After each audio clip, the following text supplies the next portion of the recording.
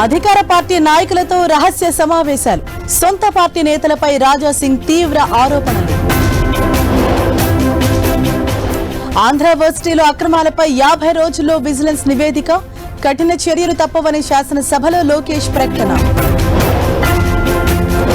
ఢిల్లీ పర్యటనలో తెలంగాణ సీఎం రేవంత్. మధ్యాహ్నం కేంద్ర మంత్రి జయశంకర్తో భేటీ.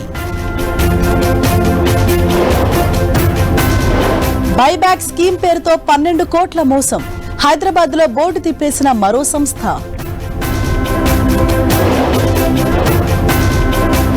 యూట్యూబ్ లో చూసి గోల్డ్ స్మగ్లింగ్. డిఆర్ఐ విచారణలో రన్యారావు కీలక విషయాలు వెల్లడి. వాణిజ్య యుద్ధం జోలికి వెళ్తే ఓటమి తప్పదు. పరస్పర టారిఫ్లపై ఐక్యరాజ్యసమితి వార్నింగ్. యుక్రెయిన్తో డీల్కు రష్యా కండిషన్లు. అమెరికాకు డిమాండ్ల చిట్టా అందజేసిన మాస్కో.